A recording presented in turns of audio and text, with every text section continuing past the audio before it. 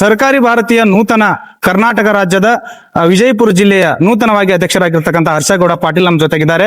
ಆ ಒಂದು ಅಧ್ಯಕ್ಷ ಸ್ಥಾನವನ್ನ ಇವಾಗ ತಾನೇ ವಹಿಸಿಕೊಂಡಿರ್ತಕ್ಕಂಥ ಹರ್ಷಗೌಡ ಪಾಟೀಲ್ ರವರು ಒಂದೆರಡು ಹಿತನುಡಿಗಳನ್ನ ಕೇಳೋಣ ಬನ್ನಿ. ಸರ್ ನಮಸ್ಕಾರ. ಇದು ನೂತನವಾಗಿ ಕರ್ನಾಟಕ ರಾಜ್ಯ ಸರ್ಕಾರದ ಸಹಕಾರಿ ಭಾರತೀಯ ಕರ್ನಾಟಕ ವಿಜಯಪುರ ಜಿಲ್ಲೆಯ ನೂತನ ಅಧ್ಯಕ್ಷರಾಗಿರ್ತಕ್ಕಂಥ ತಮಗೆ ಆತ್ಮೀಯವಾಗಿರ್ತಕ್ಕಂಥ ನಮಸ್ಕಾರ. ನೀವು ನೂತನವಾಗಿ ಅಧ್ಯಕ್ಷರಾಗಿದ್ದೀರಿ ಸರ್. ಈ ಸವಲತ್ತನ್ನ ಈ ಒಂದು ಅಧಿಕಾರಾವಧಿಯನ್ನ ತಾವು ಯಾವ ರೀತಿ ಮುಂದುವರ್ಸ್ಕೊಂಡು ಹೋಗ್ತೀರಿ? ತಮ್ಮ ಅಭಿಮಾನಿಗಳಿಗೆ ಏನ್ ಹೇಳಕ್ ಇಷ್ಟಪಡ್ತೀರಿ ಮತ್ತು ತಮ್ಮ ಕಾರ್ಯಕರ್ತರಿಗೆ ಏನ್ ಹೇಳ್ತೀರಿ? ಜಿಲ್ಲಾ ಘಟಕ ಆಗಿರ್ಬೋದು, ತಾಲೂಕಾ ಘಟಕಗಳಾಗಿರ್ಬೋದು. ಮೊದಲನೇದಾಗಿ ಇದು ಯಾವುದೇ ಅಧಿಕಾರ ಅಂದ್ರೆ ವೈಭವೀಕರಣ ಮಾಡ್ತಕ್ಕಂಥದ್ದು ಇದು ಅಲ್ಲ. ಇದರಲ್ಲಿ ಏನಿದೆಪ್ಪ ಅಂದ್ರ ಎಲ್ಲ ಸಹಕಾರಿಗಳನ್ನ ಒಳಗೊಂಡು ಒಂದು ಸಂಘಟನೆ ಮಾಡಿ ಎಲ್ಲಾ ಸಹಕಾರ ಸಂಘಗಳಲ್ಲಿ ಒಳ್ಳೆ ರೀತಿಯಿಂದ ಸಂಸ್ಕಾರ ಅಥವಾ ಸಹಕಾರದಿಂದ ಯಾವ ರೀತಿ ಕೆಲವೊಂದು ಸಹಕಾರ ಸಂಘಗಳು ಬಹಳಷ್ಟು ಸಹಕಾರ ಸಂಘಗಳು ಹುಟ್ಟತಾವ. ಅದ್ರಲ್ಲಿ ಕೆಲವಷ್ಟು ಸಹಕಾರ ಸಂಘಗಳು ಅಷ್ಟೇ ನಾವು ಕಾರ್ಯನಿರ್ವಹಿಸ್ತಕ್ಕಂಥದ್ದು ನಾವು ನೋಡ್ತೀವಿ. ಆ ಉಳಿದ ಸಹಕಾರ ಸಂಘಗಳು ಯಾಕೆ ಹಾಳಾದು, ಯಾಕೆ ಹಿಂದ್ರಿದ್ದು ಅಂತಕ್ಕಂಥದ್ದು ಅದ್ರಗೋಸ್ಕರ ಈ ವಿಶೇಷವಾಗಿ ಸಹಕಾರ ಭಾರತಿ ಹುಟ್ಟಾಕೊಂಡಿದೆ.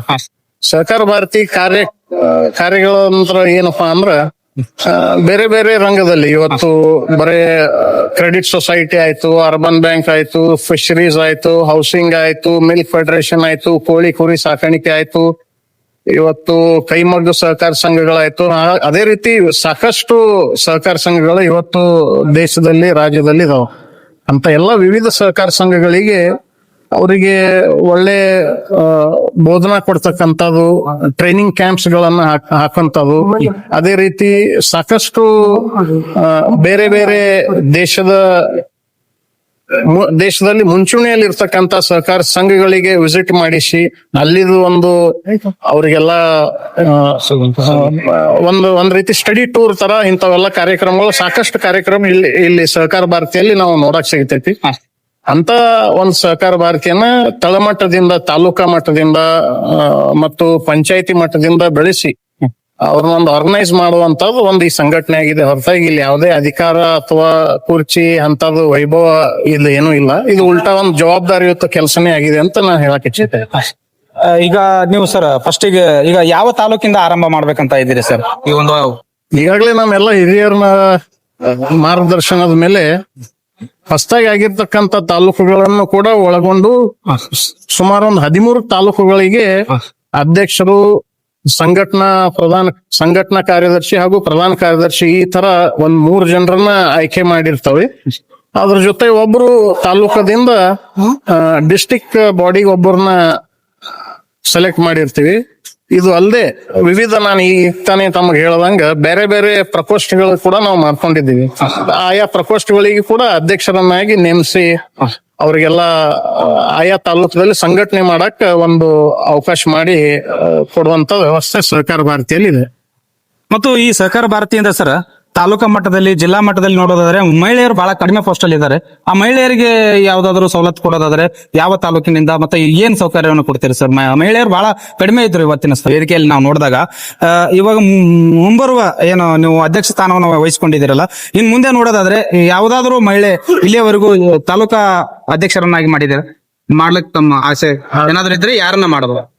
ಬಹಳ ಒಳ್ಳೆ ಪ್ರಶ್ನೆ ತಾವು ಕೇಳಿದ್ರಿ. ಏನಪ್ಪಾ ಅಂದ್ರೆ ನಂದು ವೈಯಕ್ತಿಕವಾಗಿ ನಂದು ಜಿಲ್ಲಾ ಅಧ್ಯಕ್ಷ ಆಯ್ತು, ಅಥವಾ ಚಿಂಚಲಿ ಅವ್ರದ್ದು ಸಂಘಟನಾ ಕಾರ್ಯದರ್ಶಿ ಆಯ್ತು, ಮತ್ತು ಶಿಂತ್ರಿ ಅವ್ರದ್ದು ಪ್ರಧಾನ ಕಾರ್ಯದರ್ಶಿ, ಈ ತರ ಇವೆಲ್ಲ ಈ 3 ಪೋಸ್ಟ್ಗಳು ಡಿಕ್ಲೇರ್ ಆದಾಗ ಯಾವ ಒಂದು ಅಪಸ್ವರ ಬರಲಿಲ್ಲ.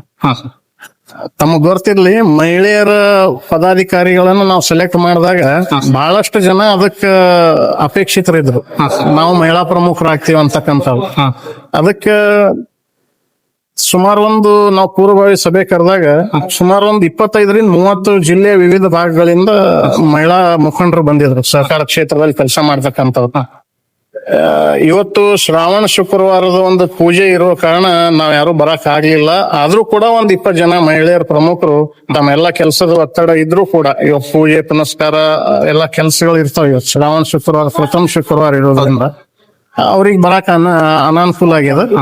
ಅದಕ್ಕೆ ನಮ್ಮ ರಾಜ್ಯಾಧ್ಯಕ್ಷರು ಮತ್ತು ರಾಷ್ಟ್ರೀಯ ಅಧ್ಯಕ್ಷರು ಏನ್ ಸಲಹೆ ಕೊಟ್ರಪ್ಪ ಅಂದ್ರೆ ಒಂದ್ ರೀತಿಯಿಂದ ವಿಶೇಷವಾಗಿ ಅಖಂಡ ಬಿಜಾಪುರ ಬಾಗಲಕೋಟೆ ಜಿಲ್ಲೆ ಎರಡೂತರ ನಡುವೊಂದು ಪರ್ಟಿಕ್ಯುಲರ್ ಆಗಿ ಒಂದು ಮಹಿಳಾ ಸಮಾವೇಶನೇ ತಾವು ಮಾಡ್ರಿ ಅಂತಕ್ಕಂಥದ್ದು ಒಂದು ಸಲಹೆಯನ್ನು ಕೊಟ್ಟಿದ್ದಾರೆ. ಅತಿ ಶೀಘ್ರದಲ್ಲಿ ಎಲ್ಲಾ ಮಹಿಳಾ ಕೋಆಪರೇಟಿವ್ಸ್ ಗಳನ್ನ ಸೇರಿಸ್ಕೊಂಡು ಒಂದು ವಿಶೇಷ ಕಾರ್ಯಕ್ರಮವನ್ನ ಹಾಕೋದು.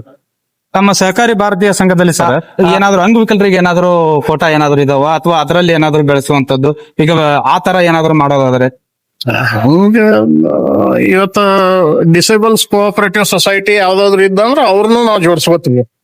ಇಲ್ಲೇನ್ ಹಂಗ ಪರ್ಟಿಕ್ಯುಲರ್ ಬೇರೆ ಬೇರೆ ವಿಂಗ್ ಅಂತಿಲ್ಲ. ಸಹಕಾರ ಕ್ಷೇತ್ರದಲ್ಲಿ ಯಾರೇ ಕೆಲಸ ಮಾಡ್ತಿದ್ರು ಅವರಿಗೆ ಜೋಡಿಸ್ಕೊಂಡು ಒಬ್ರಿಗೊಬ್ರು ಸಹಕಾರದಿಂದ ಕೆಲಸ ಮಾಡ್ಕೊತ ಹೋಗುವಂತದ್ದು ವ್ಯವಸ್ಥೆ ಇದೆ. ಅಂದ್ರೆ ತುಂಬಾ ಜನ ಅಂಗವಿಕಲರು ನಾವ್ ಅಲ್ಲಿ ಹೋಗಿಲ್ಲ ಇಲ್ಲಿ ಹೋಗಿಲ್ಲ ನಾವ್ ಎದರಲ್ಲೂ ಗುರುತಿಸ್ಕೊಂಡಿಲ್ಲ ಅಂತ ಹೇಳ್ತಿರ್ತಾರಲ್ಲ, ಅದರ ಸಲುವಾಗಿ ಅಲ್ಲ ಅಂತ ಅಂಗವಿಕಲರು ತಮ್ಮದೇ ಆದಂತದ ಒಂದು ಸಹಕಾರ ಸಂಘ ಅವ್ರು ಹುಟ್ಟು ಹಾಕೊಂಡ್ರ ಆ ಸಹಕಾರ ಸಂಘ ಜೊತೆ ನಾವು ಕೈ ಜೋಡಿಸಿ ಕೆಲಸ ಮಾಡ್ತಕ್ಕಂಥದ್ದು ಅದಕ್ಕೆ ಅವಕಾಶ ಇದೆ. ಹೊರತಾಗಿ ಯಾರಿಗಾರ ವೈಯಕ್ತಿಕವಾಗಿ ಅನುಕೂಲ ಮಾಡುವಂತದ್ದು ಒಂದು ಈ ಸಂಘಟನೆಯಲ್ಲಿಲ್ಲ. ಇದು ನಾನ್ ಪ್ರಾಫಿಟೇಬಲ್ ಆರ್ಗನೈಸೇಷನ್ ಆಗಿರೋದ್ರಿಂದ ಇಲ್ಲಿ ಯಾವುದೇ ರೀತಿ ಉತ್ಪನ್ನ ಅಥವಾ ಪ್ರಾಫಿಟ್ ಬರುವುದಿಲ್ಲ. ಸರ್ ಈಗ ನೋಡ್ತಾ ಹೋದ್ರೆ ಸರ್ ಕರ್ನಾಟಕದ ಒಂದು ದೊಡ್ಡ ಜಿಲ್ಲೆ ನಮ್ಮ ವಿಜಯಪುರ ದೊಡ್ಡ ಜಿಲ್ಲೆ ಮುಂಚಿನ ಕಾಲದಲ್ಲಿ, ಆದ್ರೆ ಇವತ್ತು ನೀವು ವಿಜಯಪುರ ಜಿಲ್ಲೆಗೆ ನೂತನವಾಗಿ ಜಿಲ್ಲಾಧ್ಯಕ್ಷರಾಗಿದ್ದೀರಿ.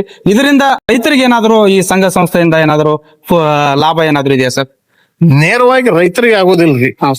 ಇದು ಹೆಂಗ್ ಆಗ್ತದಪ್ಪ ಅಂದ್ರ ನಿಮ್ಮಲ್ಲಿ PKPS ಗಳು ಇರ್ತಾವ. ಪ್ರತಿ ಹಳ್ಳಿಗಳೊಳಗೆ ಪ್ರಾಥಮಿಕ ಕೃಷಿ ಪತ್ತಿನ ಸಹಕಾರ ಸಂಘಗಳು ಇರ್ತಾವ.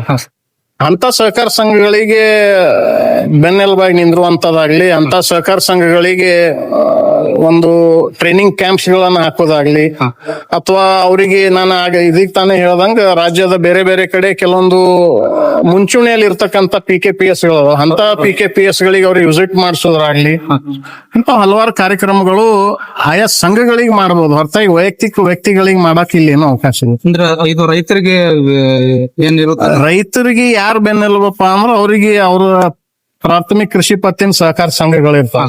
ಆ ಸಂಘಗಳಿಗೆ ನಾವು ಜೋಡಿಸ್ಕೋಬಹುದು. ಹೊರತಾಗಿ ನೇರವಾಗಿ ರೈತರಿಗೆ ನಾವ್ ಏನಾದ್ರು ಸಹಾಯ ಮಾಡಕ್ ಹೋದ್ರೆ ಅದು ಹಂಗ ಇಲ್ಲಿ ಕಾರ್ಯಕರ್ತರಾಗಿರ್ತಾರಲ್ರಿ ಅವರಿಂದ ಏನಾದ್ರು ಈಗ PKPS ಇಂದ ಇವತ್ತು ನೀವು ನೋಡ್ಬೋದು ಸುಮಾರು ಒಂದು 100 ಜನ ಸೆಕ್ರೆಟರಿಗಳು ಮತ್ತು ಅಧ್ಯಕ್ಷರು ಬಂದಿದ್ರು. ಆ 100 ಜನ ಎಲ್ಲ ಅಲ್ಲಿ ಆಯ್ಕೆ ಆಗಿರೋ ರೈತರು ಇರ್ತಾರೆ. ರೈತರ ಒಂದು ಪ್ರತಿನಿಧಿಯಾಗಿ ಅವ್ರು ಇಲ್ಲಿ ಬಂದಿರ್ತಾರೆ. ಹೊರತಾಗಿ ಹಿಂಗ್ ನೇರವಾಗಿ ನಾವು ರೈತರಿಗೆ ಮಾಡಕ್ ಅವಕಾಶ ಇರೋದಿಲ್ಲ. ಇಲ್ಲಿವರೆಗೂ ನೋಡಿದ್ರಲ್ಲ ಆರೋನ್ ನ್ಯೂಸ್ ಇದೇ ತರ ನೋಡ್ತಾ ಇರಿ. ಅಭಿನಂದನೆ ಸಲ್ಲಿಸ್ತಾ ಇದ್ದೇನೆ. ಓಕೆ, ನಮಸ್ಕಾರ ಎಲ್ರಿಗೂ.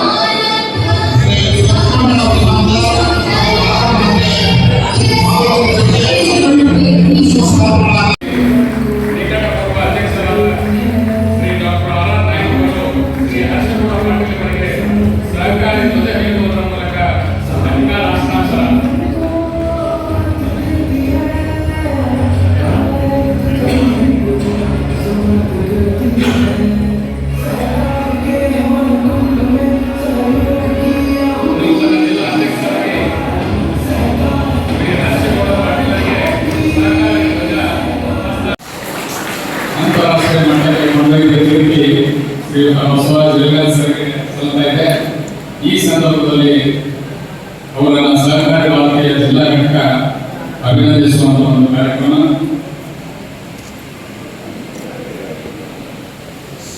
ಹನ್ನೆರಡನೇ ಶತಮಾನದಲ್ಲಿ ಆಗಿ ಹೋಗಿರುವಂತ ಅಣ್ಣ ಬಸವಣ್ಣನವರ ಕನ್ನಡ ವಚನಗಳನ್ನ 21ನೇ ಶತಮಾನದಲ್ಲಿ ಆಂಗ್ಲ ಭಾಷೆಯಲ್ಲಿ ಪರಿವರ್ತನೆಗೊಳಿಸಿರುವಂತಹ ಕೀರ್ತಿ ಬಿಜಾಪುರ ಜಿಲ್ಲೆಯಲ್ಲಿ ಯಾರಿಗಾದರೂ ಸಲ್ಲಿಸಬೇಕಾಗಿದ್ದರೆ ಅದು ನಮ್ಮ ಶ್ರೀ ಬಸವರಾಜ ಯಡಿಗಾರವರಿಗೆ ಅಂತ ಹೇಳಿದ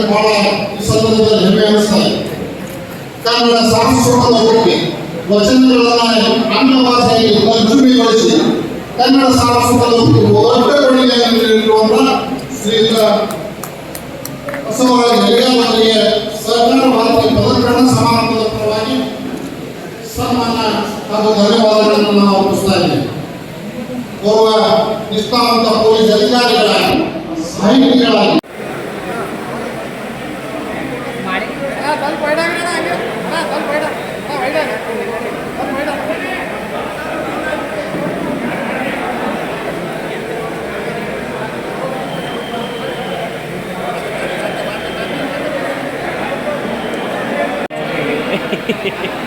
ಅದು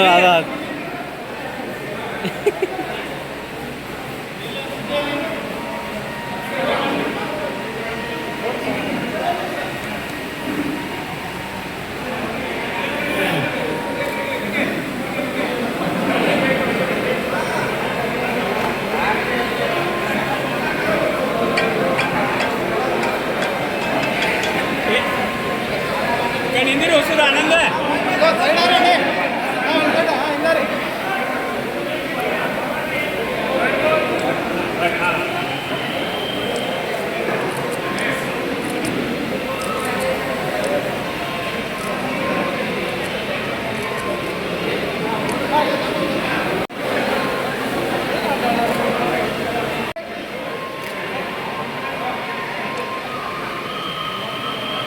ಅಣ್ಣ ಮುಂದೋಡ್ರಿ ಅಣ್ಣ.